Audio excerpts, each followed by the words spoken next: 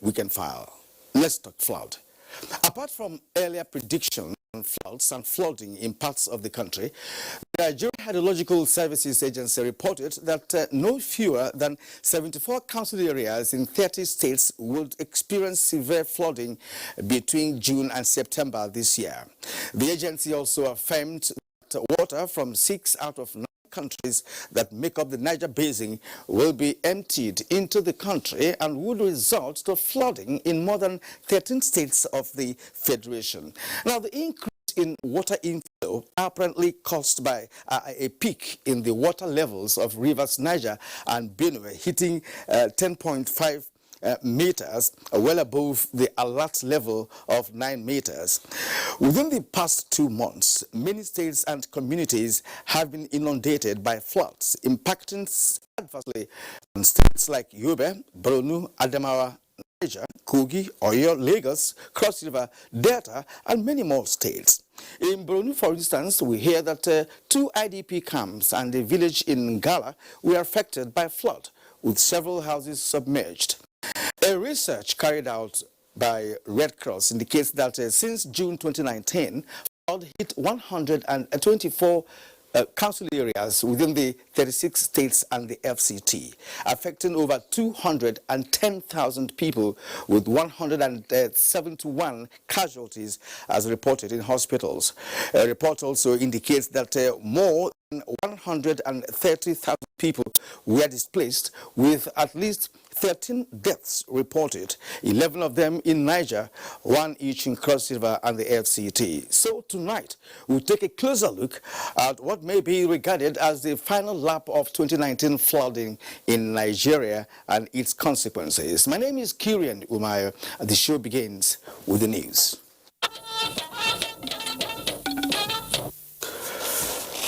President Muhammadu Buhari left Jeddah, Kingdom of Saudi Arabia, for London on a private visit. State House correspondent Adamu Sambo reports that the president was seen off at King Abdulaziz International Airport by the Deputy Governor of Jeddah Province, Prince Abdallah bin Abdulaziz. Senior Special Assistant to the President on Media and Publicity, Garba Shehu, described the president's outing in Saudi Arabia as a worthwhile undertaking. The idea of the visit was to generate interest by Saudi Arabia and other countries for investment in Nigeria. I think it has succeeded in a big way. The president has had very crucial, very strategic meetings with the rulers of the Kingdom of Saudi Arabia. He has had meetings with the business leaders, the investment authorities, the sovereign wealth fund, and the world's biggest oil and gas operator, Aramco, which is Saudi Arabia. What the Saudis have done for Nigeria is to say to President Muhammadu Buhari, what do you want from us? And how do you want us to proceed? And so this is why there's going to be set up the Saudi-Nigeria Strategic Council that will define the scope and areas of investment and in matters of security, trade, and all of that. The Saudis have, for instance, indicated they will be investing $100 billion in India alone. They have done 10 billion in Pakistan, 20 billion in Indonesia. And they have said to President Muhammadu Buhari, these are the things we want to do in our own country. So we are very proud of the achievements that have been recorded, and in a matter of time, the council will be inaugurated. The oil and gas interests in Saudi Arabia will come. They will do diagnostic, appraisal of our own facilities, NNPC infrastructure and our refineries. And from there, they will define how much investment they want to do in oil and gas, including gas pipeline, which is of critical significance, to be networked in the country. And President Buhari is expected back in the country on the 17th of this month.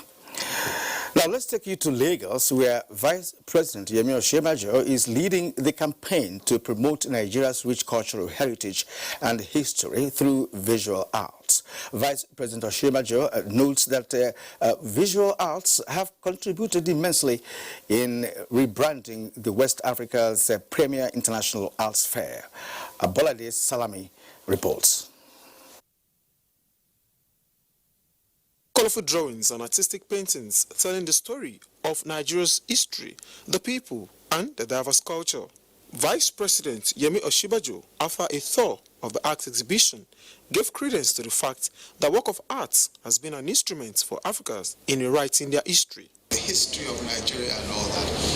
This is really important for us, very, very important, especially to see how, over the years, people have continued to propagate African art and Nigerian art in particular. I'm so fascinated to see Germans, Italians, South Africans who have galleries that really just have a lot of Nigerian art and very, very excellent Nigerian art for that matter. The visual arts, which are designed to project the country's huge opportunities in various sectors, have in no small measure left a long-lasting impression about Africa's largest economy. I recognize that not only did Nigeria and the rest of the continent have gems here, now we had a vast history and heritage to pull from, and a history that in some cases was being overlooked because we were not fully continuing on with the legacy that had been laid by many, many who had come before. The visual arts exhibition attracted both foreign and local art exhibitors. In Lagos, Abolade Salami, NTA News. Lagos witnessed another building collapse yet again this Friday. This time the structure is a 3-story building located in Ikoyi area of the metropolis. Annie Daniels reports that fortunately no life was lost, but rescue efforts are still ongoing to clear the debris. The 3-story building, still under construction, eyewitnesses disclosed collapsed at about 3 in the afternoon. Me, I did the work. As I finish that work, I come down. Wow. Next thing I see, the people I was going to meet, I saw them going down as if I am watching movie or something. I was just lost. The expressions on the faces of the construction workers showed frustration and anger. This is one building collapse, too many. And to speak further on that is Mr. Wahid Nuruddin, whose brother is trapped right under the rubble. They were. That's why he's the only one that is trapped. He's sleeping inside. Already we have rescued 4 people, which they have taken them to hospital. Because the guy one got a raised hand, you just see only the finger. So we try and remove it. But the leg has a damage. NTA News was also informed that the building plan was originally meant for a 2-story edifice. However, the contractor and the owner of the structure decided to construct an additional floor. On ground to rescue the trapped worker are men of the Lagos State Emergency Management Agency, as well as other Lagos State government functionaries. The gap in there is that in as small that the government is doing their own bits, the people too need to do the needful. When I get back to the House of Assembly, I report this to my speaker and the appropriate steps will be taken to ensure that we have a better environment for the construction industry in our state. Meanwhile, there are fears that other adjoining buildings still under construction, belonging to the same person in the same premises, might collapse any moment soon. In Lagos, Annie Daniels, NTA News. The Nigerian Army has dissociated itself from having any contact or discussion with a private firm known as BRICS Company on the Operation Positive Identification exercise, as has been reported on the social media, alleging that the Nigerian Army will conduct the operation codenamed Naopi. The acting director of Army Public Relations, Colonel Sagil Musa, recalls in a statement that in order to complement the ongoing operation in the Northeast, the Nigerian Army has an ongoing operation, Positive Identification, which is intelligence-driven, deliberately targeted on operation and not an independent operation. Now, the statement indicates that the operation, Positive Identification, is integral and complementary to Operation Lafia Dole in the Northeast. The aim of the operation is to arrest fleeing terrorists as the theater of operation to a safe haven. In this regard, members of the public are advised to disregard the faceless and mischievous BRICS company and its alleged Naopi operation. The Director General of the Department of State Services, Yusuf Magaji, says the temporary border closure is aimed at addressing security challenges confronting the country. The Director General was speaking at the graduation ceremony of National Institute for Security Studies, where he also harped on the need for the use of experience and intelligence in the fight against crime. In this respect, the Director General said the National Institute for Security Studies will be further upgraded to meet the need of participants. Despite the criticisms, the closure of our borders so far have succeeded in checkmating not only smuggle of goods and then checkmating the movement of people that are likely to undermine the security of this country. To be ahead of a criminal implies an improved knowledge of situation, tactics, and stratagems of the lawbreakers. Now let's turn our attention to top budget scrutiny. And news reaching us indicates that the Joint National Assembly Committee on Land Transport has suspended consideration of the 2020 budget defense by the Nigerian Railway Corporation and Institute of Transport Technologies area, pending the provision of additional documents on project proposals in the budget. National Assembly correspondent Abdullahi Aminuha has this report. Breakdown of projects funds by the Institute of Transport Technology and construction of access roads to railway stations in Kano, Lagos, Enugu, Kafanchan, and Zungeru are part of the requirements needed by the committee. Co-chairman of the committee, Abbas Tajuddin, says it is with a view to achieving a comprehensive analysis on the proposals. The clerks will give you time and venue on Tuesday, you understand? But as it is, we cannot continue considering your report. Meanwhile, the National Identity Management Commission at Budget Defense before the Joint Committee on Population says it will collaborate with the private sector on the World Bank funding projects to ensuring that every Nigerian is captured in its database within the next 3 years, while the National Population Commission's 2020 budget proposal is emphatic on the significance of birth registration. We would like to throw out that to the private sector to do the investment, to have the secure environment to do the card, and we pay them. 6 river basin development authorities in the country have also defended their 2020 budget estimates to the Senate Committee on Water Resources.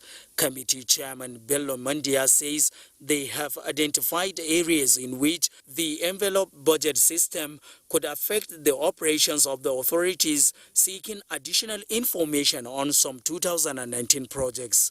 From the National Assembly, Abdullahi Aminu, NTA News. Now, the Ember months are here with the usual expected increase in human and vehicular traffic in parts of the country and with attendant apprehension of increase in road crashes. As expected, road marshals are also not leaving anything to chance in their efforts to minimize road accidents. For instance, in Birnin Kebbi, a special marshal unit has been inaugurated to complement efforts of the Federal Road Safety Corps in this regard. The inauguration of the unit was the high point of the 2019 Special Marshal Sectoral Workshop. Abdullahi Ilalu tells us more. The Zonal Commanding Officer in charge of Sokoto, Kebbi and Zamfara State, Kayode Olagunji, said the new special marshals are expected to be on the roads controlling traffic, motor parks educating drivers, and distributing public enlightenment handbills. He implored those in higher institutions of learning to engage in research on road traffic crashes, causes, effects, and control.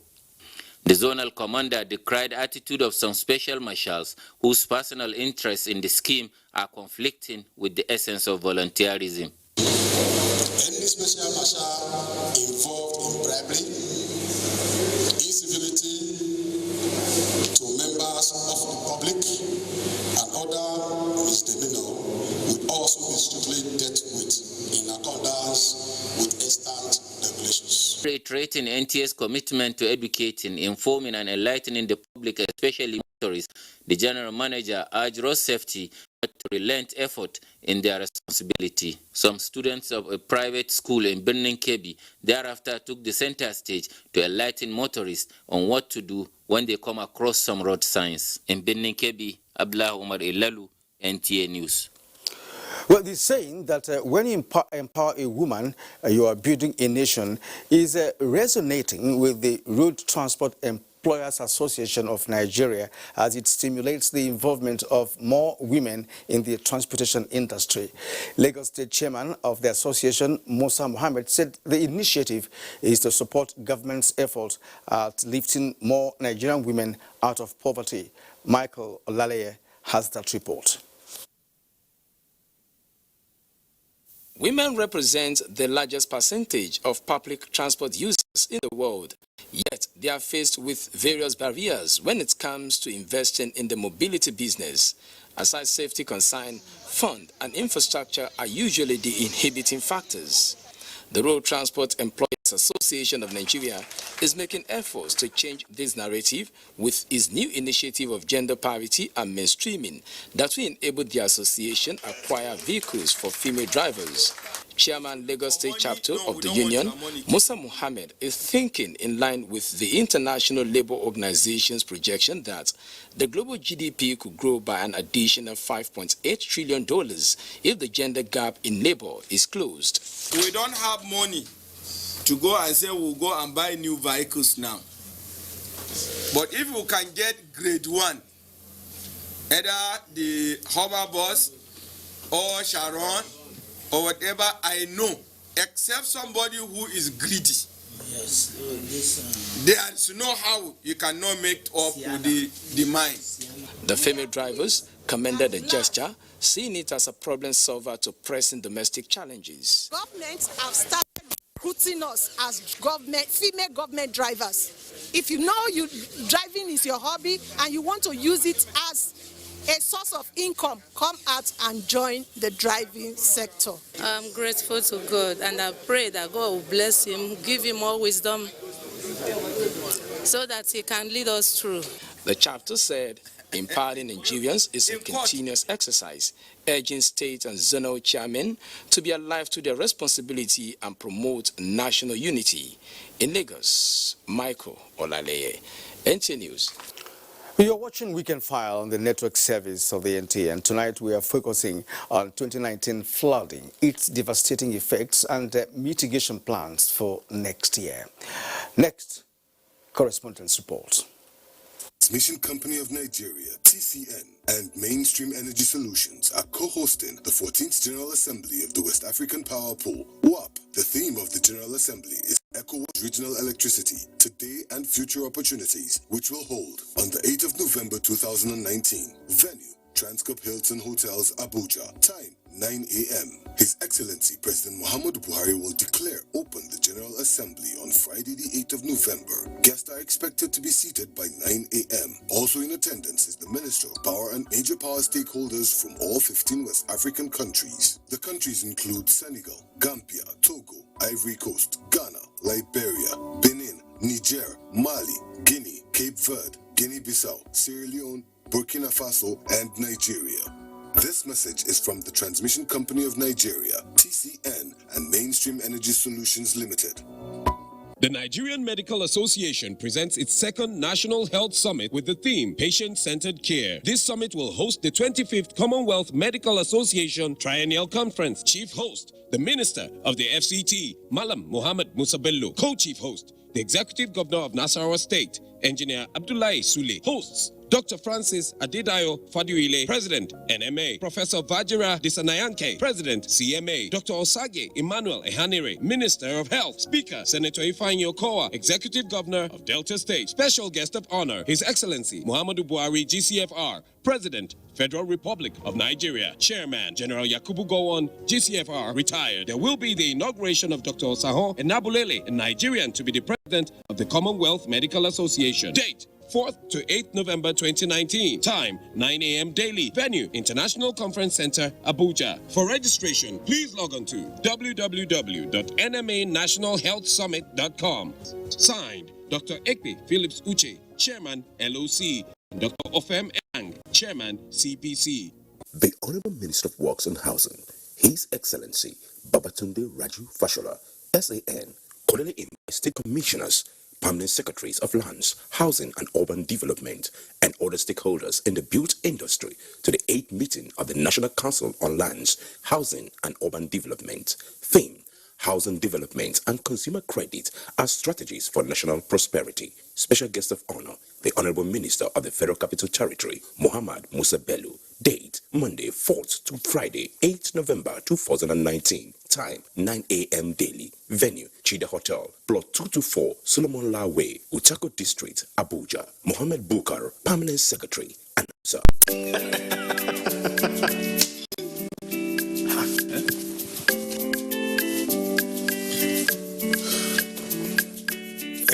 That channel where you watch just now don't waka, no panic. There's me no panic. You go do it by yourself like ABC. Oh yeah, press the menu button on top your remote. Scroll up and down till you see Information Central. Then press OK. Press OK.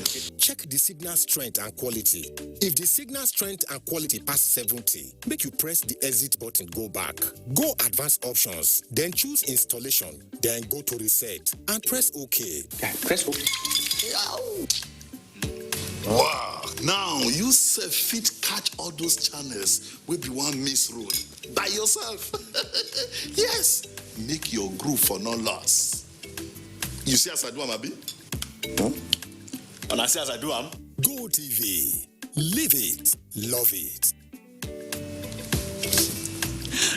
And I see as we do, The acting head of the Civil Service of the Federation, Dr. Folashade Yemi-Esan, invites heads of service of the 36 states of the Federation, permanent secretaries and directors in charge of establishment matters to the 41st meeting of the National Council on Establishment. Date, Monday 4th to Friday 8th November 2019. Time, 9 a.m. daily. Venue, Orchid Hotels, DBS Road, Asaba, Delta State. Arrival, Sunday, November 3rd, 2019. Announcer Dr. Magdalene N. Ajani, Permanent Secretary, Service Policies and Strategies Office. Office of the Head of the Civil Service of the Federation.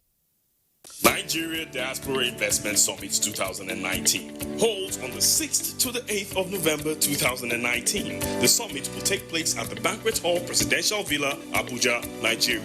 Theme: leveraging diaspora resources for economic growth.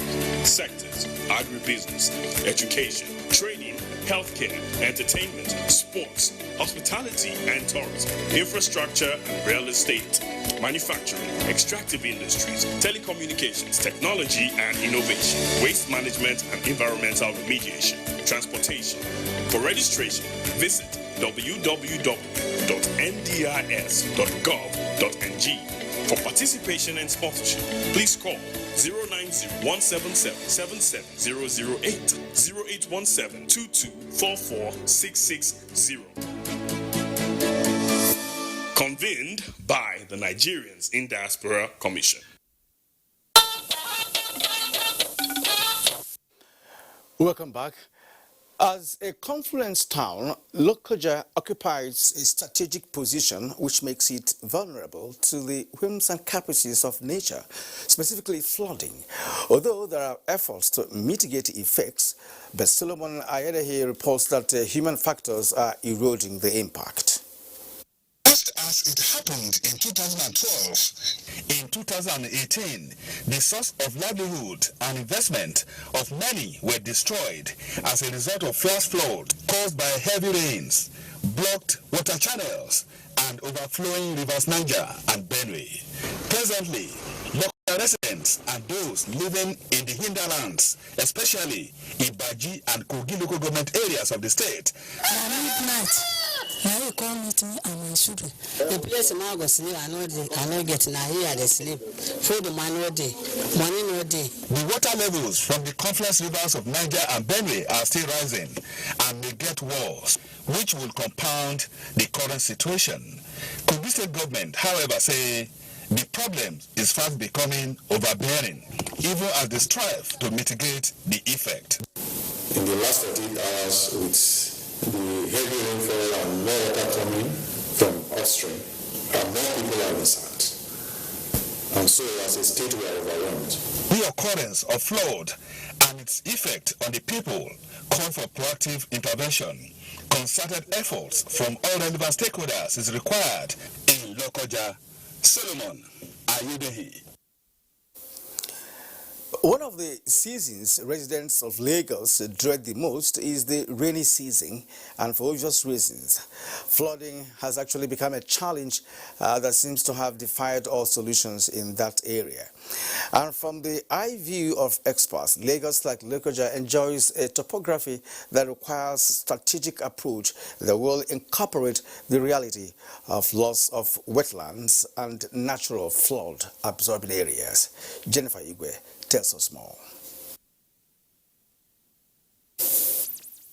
Parts of Lagos State that were originally wetlands meant to act as mop-up for rainwater are now residential neighborhoods.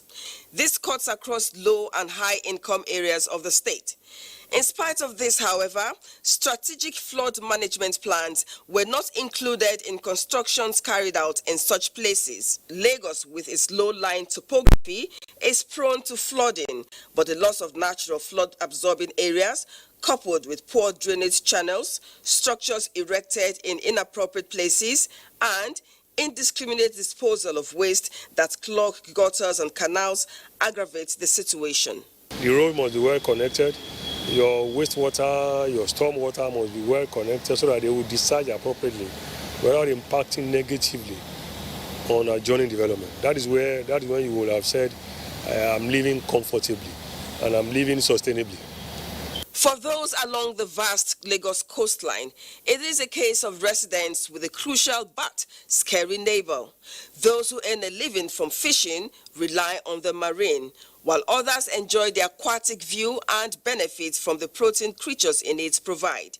Occasional invasion of the ocean in the coastal neighborhoods, however, give a backseat to the many benefits inherent in it, as residents end up with tale of woe and fear of hazards and disasters. The state has been very pragmatic, and I've already put a series of groins that have somehow protected a portion of the coastline. But we need a lot more of this protection all the way down our coast. Discharge of water from the dam into the Ogun River that flows into Lagos is another factor that inundates some areas. Several efforts and initiatives have been made and still ongoing in the state by the government. In spite of these, the challenges of flooding persists. Experts say with the growing population of Lagos and its development process, a more holistic approach to drainage system and flood management is needed to tackle the challenge of flooding, including effective monitoring and protection of shoreline. In Lagos, Jennifer Igwe, NTA News. Thank you, Jennifer. And from Benin, Ede Ago reports that flooding is as familiar as the ancient city. As she says, flooding in the state has increased in volume and scope, just as the demography has equally changed. The effects are not different from other parts of the country. Destruction and sometimes even death. Obstruction of waterways and the indiscriminate dumping of waste by the people have also obscured government's efforts to reverse the trend. In city has been regularly ravaged by floods. Official reports have identified 35 streets as being particularly vulnerable to these angry waters. They include Uselu Gbawo, Upper Sakomba, and Upper Mission roads that with more intense rains, beneath floods continue to rise in volume and extent, threatening new districts in the metropolis. Visit that upstairs. Now this kind of thing, now destroy that full upstairs, this kind of upstairs like that. And it keep 3 people that time and be 2 people. I've been managing, most of the old tenants left to look for somewhere to sleep. In as much I have a vehicle, I normally sleep inside my vehicle. We have not had it like this before. Poor waste disposal habits, incompetent construction, failed roads, and half-hearted implementation of town planning protocols. Experts say these have left the city with little or no capacity to cope with the rising body of water. Those states, as we all know, is reasonably on the flat plate, so there is naturally expected that there will be flood challenges. The current administration in the state has initiated a variety of flood control initiatives and reinforced the storm control program inherited from the former government. Residents not to build on waterways so as to ensure free flow of water when it rains. Residents anticipate respite from the floods as the rain thin out, but urge government to continue with its enlightenment campaigns for more responsible waste management conduct by all. In Benin, Eddie Agu, NTA News. In Bayelsa State, flooding seems to have defied all predictions that it would have receded by now. Well, what means that there is a flooding there at the moment. It has continued unabated in some parts of the state, and of course displacing hundreds of people. So what are the authorities doing? Timmy Pray or here finds out in this report. Bayelsa State lies at the lower end of the River Nun, and it is easily flooded. After the 2012 flooding that devastated people in the state, flooding has become an annual occurrence. Many farmlands and houses are under water. Farmers had to harvest their cassava and other crops in a hurry, while some that left it too late lost everything. From Yenegua, the state capital, to southern Ijo and Ekeremo local government areas, flooding has become an enemy of the people, pursuing residents out of their homes. Canoes have become a regular means of transportation to emergency accommodation. Many businesses have been shut down due to flooding of their premises.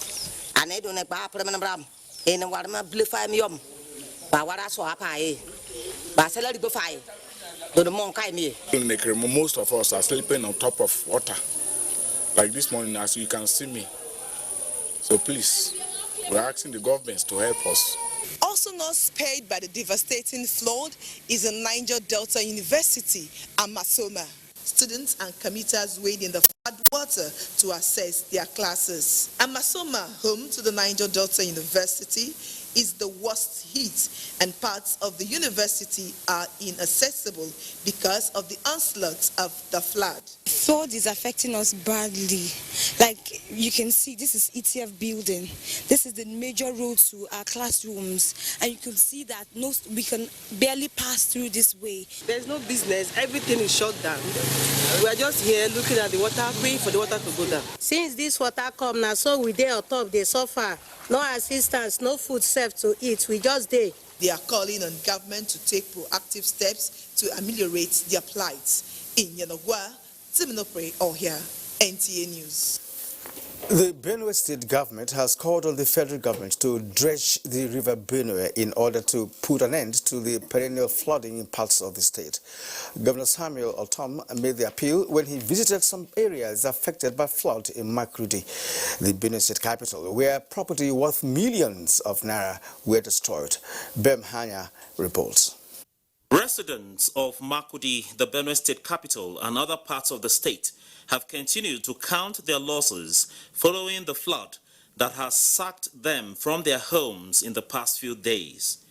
As Governor Samuel Otom took off time to inspect the affected areas in Makurdi metropolis, the worst affected areas are Makurdi Gboko Road, Rice Mill Wadata, Nyongun and Kucha Utebe. where residents were spotted moving their belongings to safer places. The only way we can have a permanent solution against this flooding is when River Benue is dredged. Executive Secretary of the State Emergency Management Agency, SEMA, Dr. Emmanuel Shio, said Governor Otom had directed that a camp be opened at the ultra-modern international market for those displaced by the flood. Some of the victims of the flood solicited for assistance from organizations and public-spirited individuals. I'm happy that His Excellency is been around. River Benue has to be dug so that this thing would give a permanent solution to avoid future occurrences. To sleep, my heart them. As you people are seeing the water, some people has children and they don't know where they will get food and feed them. In Makudi, Bem Hanya, NTA News. This is Weekend File, broadcast live on the network service of the NTA. We'll take a short break now. When we return, we'll be speaking with the Director General of the National Emergency Management Agency, the person of Mustafa Mehaja. We'll be right back.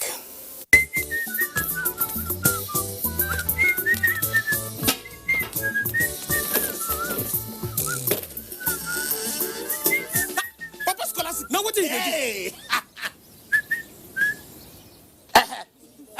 Drive the limousine, Bugatti, come inside now.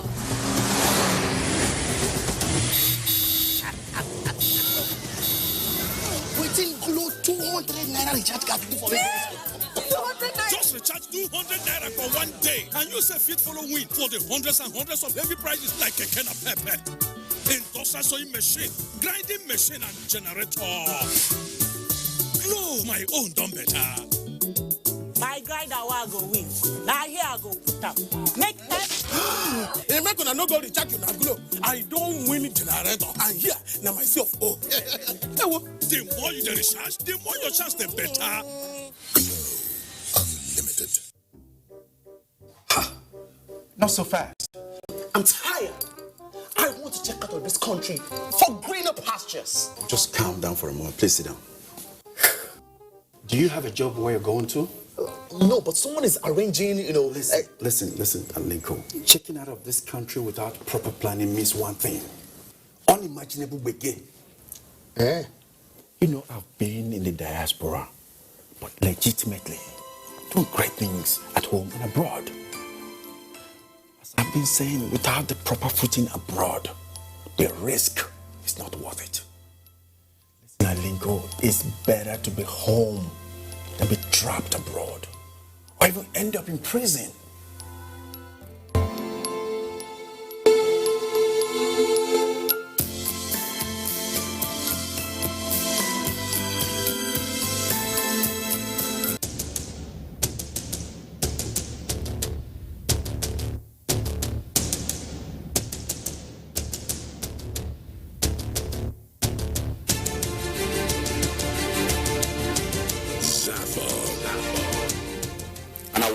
Succeeded to pool a galaxy of stars from the north, south, east to the west, and central Africa. And also those are domiciled beyond the shores of Africa under one roof.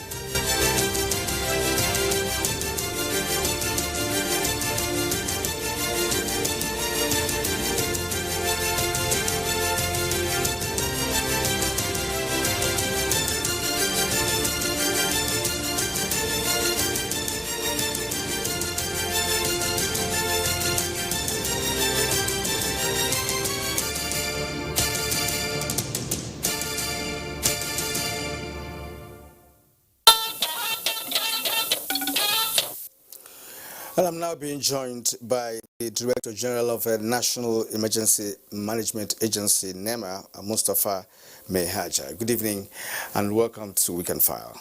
Thank you very much. First of all, let's get to a perspective of the reports that we've just broadcast. Well, the fact that there was so many incidences, precisely many states has multiple incidences right from June up to this time around. So this is the facts on ground. There are incidences of flood in about 30 states. All right, now, what's on ground at the moment, from NEMA? What have you been doing? Well, since the February, when NIMET and NISA released the focus, the outlook, and the prediction, NEMA commenced the usual campaign of enlightenment, sensitization across the country.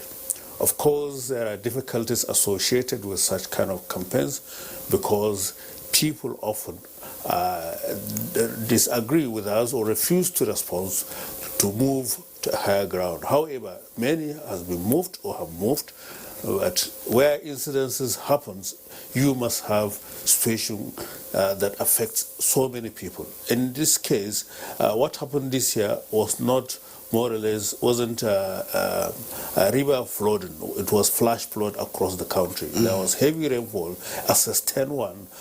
In fact, up to this month, rain continues even in part of the northern, part of the north.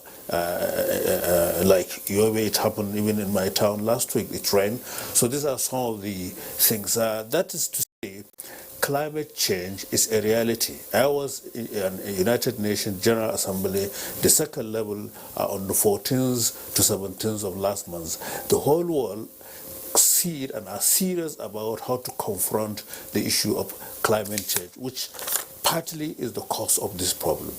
The other part is our actions or inactions as regard to this issue further aggravate the problem of flooding in this country. And NEMA being part of government, the government has been very proactive in enlightening the people. We are even changing our way of handling disaster management because we must be more proactive. We must ensure that preparedness and mitigations activities are enhanced so that we could have reduced response and reduced issue of relief interventions, because now, before now, the concentration mainly was to wait for the disaster to come and then start dishing out relief. We are now changing our thinking, we are now changing our activities toward and improve or enhance preparedness and mitigation activities. The governor of Benue State spoke about the silting of River Benue and of course River Niger. Yes, is one fact, but the other main issue is the inaction of most of the state governments by not enforcing certain building codes or laws. People are allowed to build along the river canals or by the river sides. People are allowed to build low-level land where buildings are not supposed to be there. The drainages, people dump refuse in drainages, thereby blocking the course of the rivers. And these are activities that also has to stop. So the bulk issue on the man in action goes to the state government. The state governments bear the responsibility of ensuring or enforcing all the laws and the codes, building codes and other things, which we are still battling, trying to convince them it's not federal government job to go to the state and ensure that building codes are enforced. This is part of the problem. Now, two important things you mentioned here. First is sensitization. Now, how effective has that been, given the fact that many communities refuse to move up to move away from their original location to upland, and of course in many states. So how has this been? Is it because they are not aware of this sensitization, or that they bluntly refused to move? Well, actually, even if they are not aware, they are made to be aware by telling them this is this. But the issue is, it's a social element in it. People feel it's their ancestral home and they cannot move. These are kind of the issues that really we are faced in convincing the people. However, as I said earlier on in this forum or at NTA, sometimes we may have to enforce this because it's part of the responsibility of any government to save lives. If we observe that the people refuse to move and their lives have been threatened, obviously it has to be enforced. We are looking at that too. Another aspect is is, if we say refusal by some state governments, to collaborate with NEMA to see how some of the predictions by Hydrological Agency or NIMET should be adhered to in terms of mitigation actions. For instance, now we're looking at next year. Next year is just a few months away, and between the first quarter, after the first quarter of next year, we're expecting rain again. Now, what should be your role in this respect, in terms of trying to liaise with the state governments to get them to heed to the predictions of these agencies? In reality, all our activities in the line of sensitization, we do it together with the state emergency management agencies wherever we are. But the reality of situation is the issue of other aspect of it, that is toward enforcement of building codes, ensuring that there is proper adherence to non-deposition of refuse on the canal, and then there is strict adherence or enforcement of not building houses along the river canals or in the low levels where they are susceptible to flooding. These are some of the problems where the state government has to take up responsibility. I was privileged to discuss with one of the former governors. He said he cannot enforce it because it's a political regime. If you do it, people will not vote for him. These are some of the issues. In fact, I was really demoralized for an enlightened person of that nature to say such kind of thing, because life saving is part of the responsibility of governments. Okay, now interagency collaboration is critical in alleviating the hardship, of this menace on the people. How have you been able to cope with the torrent of complaints here and there? People, of course, if you watch the Bayelsa report, it's so devastating, and I'm sure that it happens also in Adamawa, for instance, Yobe too. How are you coping with that? Because many people have been dislodged. Well, in reality, let me just make some clarification as regard to our mandate. Our mandate is coordination of federal resources and agencies toward disaster management. But as I said in several fora, or rather forum, disaster management is categorized into three: the catastrophic disaster, the major disaster, and the minor disasters. And within the approved policy of government, NEMA and other federal agencies are responsible to respond to the catastrophic disasters only. The state management, emergency management agencies and local emergency management committee are supposed to handle that of major and minor disasters. That is not done. That is not being applied because most of the SEMAs, and in fact, like LEMCs, doesn't exist in many states. So when the structure is weak at that level, then disaster management becomes more complex, more difficult to manage, and this is the problem presently we are facing as NEMA.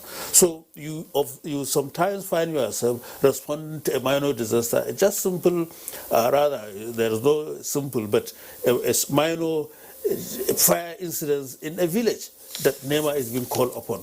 Where is the firefighters in the state? Where is the firefighters in the local governments? These are some of the problems. So part of the responsibility we took to ourselves is to ensure that through various arms of government or other forum like National Economic Council, to plead to the governors to take up to their responsibilities and ensure that the SEMAs and the LEMCs are equipped, are made to be build their capacity and fund them properly so that they can take up such responsibility. It's only when we do that that you have an effective and efficient disaster management in this country.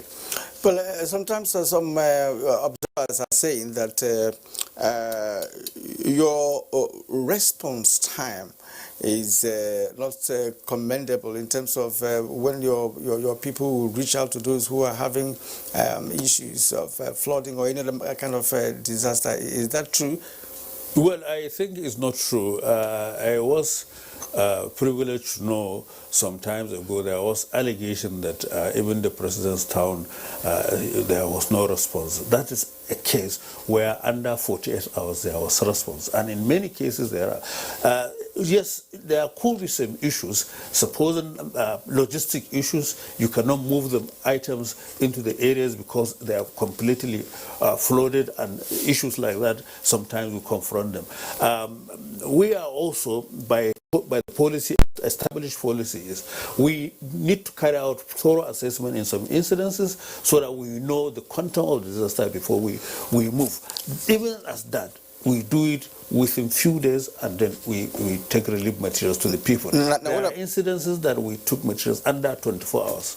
Currently, within the last 1 week, actually, you know, many communities have been flooded across the nation. How are you coping with providing them with relief materials? Yes, this is what I'm talking about, logistics issues.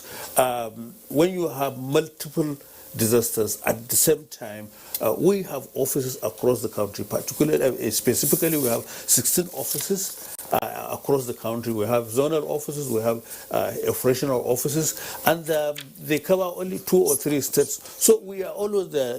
Let me give you an example of Onitsha incidents. It happened on 17th. We are there on 17th. We carry out the assessment, and that's a major catastrophic disaster where hundreds of shops have been destroyed, and houses, even tall buildings, story buildings were destroyed. So the livelihood of the people has been affected. So many people were affected, and it requires sometimes to really move in. It's not flood, it's fire incident. So there are operational challenges which sometimes delay our movement, but in most cases, this government has been very proactive as regard to disaster management and response. All right, we'd like to thank you for coming. Of course, this is about the 3rd time we're discussing flood on this platform. It's been wonderful hosting you again on this platform. Thank you very much indeed. It's my pleasure. We've been speaking with Mr. Mustafa Mehaja. He is the Director General of the National Emergency Management Agency. This is Week on File. We'll be back very shortly with sports update.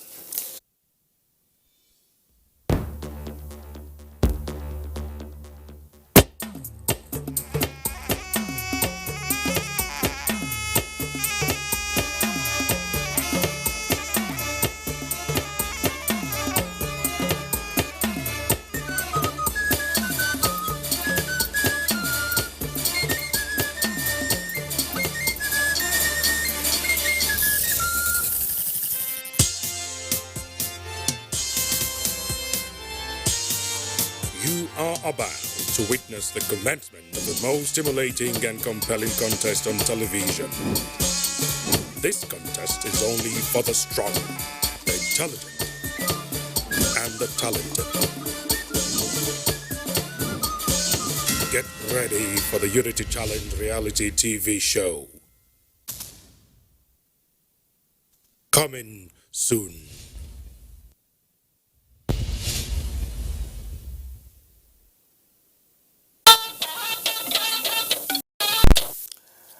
On our sports update, South Africa celebrate as they beat England to win 3rd Rugby World Cup in Yokohama, Japan. Let's now join Gift George for details of this and more.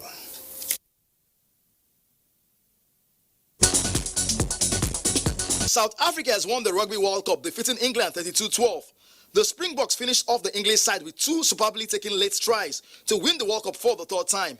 England came into the match with huge expectations after New Zealand win, but were outplayed in all departments by the South Africans. With the victory, Springboks has won the World Cup Championship 3 times in 1995, 2007 and 2019. Nigeria's under-17 team, the Golden Eaglets, lost to Australia on Friday in the last Group B game by 1-2. The Nigerian side, however, topped the group with 6 points, with superior goal difference, followed by Ecuador also with 6 points. It was a blip, but then they can improve from it and try as much as possible to not to ship in goal and then to score more goals and take their chances. They have to still work on some certain areas, most especially people have been clamoring the defense line, because how can you chip in 6 goals in 3 games? The 2019 Nigerian Women Football League final will be between Rivers Angels and Confluence Queens at the Agege Stadium on Sunday. In the first semi-finals in the Super 4, Confluence Queens beat Adamawa Queens 2-0, while Rivers Angels defeated former champions Bayelsa Queens 4-2 on penalties after the match ended goalless in regulation time. The finals on Sunday is expected to have the Minister of Youth and Sport, Sunday Dare, and the Minister of Women Affairs, Pauline Tallinn, in attendance. About 28 male and female volleyball clubs will be featured at the 5th edition of the Legacy Volleyball Championship, holding between the 4th to the 9th of November 2019 in Lagos. The organizers say all machineries have been put in place to ensure a successful hosting of the tournament at the volleyball courts of the Teslim Balogun and the Indoor Sports Hall of the National Stadium, Lagos. It's going to be a very, very big tournament this time around, and I believe that by this we are taking volleyball to the next level. Sunday is expected to be a technical meeting while the tournament commences on Monday. With sports updates, Gift George, NTA News. On a solemn note, one of Nigeria's pioneer newscasters and television broadcasters, Otumba Kunle Olashope, has been buried in his country home, for Alaye in Ekiti State. The body of the media icon was committed to Mother Earth after a funeral service at St. Paul's Anglican Church in the town. Ayodeji Ogunshake reports. Of the Bishop of Ekiti West, Right Reverend Rufus Adepoju dwelt on the need for mankind to be concerned about where they will spend their eternity and urged the congregation to have encounter with their Creator and seek eternal kingdom of God. Bishop Adepoju described Otumba Olasope as epitome of humility and lover of people. He urged those he left behind to sustain the good work of their father. Our glowing tribute from Ekiti State Governor Dr. Kaode Fayemi, who represented by his deputy, B.C. Egbeyemi, and the Ondo State Governor, whose message was delivered by the Commissioner for Justice and Attorney General Adekola Olawoye, as well as special renditions by different groups. The remains of the media icon laid to rest at the Church Cemetery. He worked all his life in broadcasting, and he died a broadcaster. The major legacy he left was the fact that I should always remember the son of who I am. Aged 82, Otumba Kunle Olasope is survived by a wife and 6 children from Efanlaye. Ayodeji Ogunshake, NTA News. Well, let's get some weather reports for tomorrow.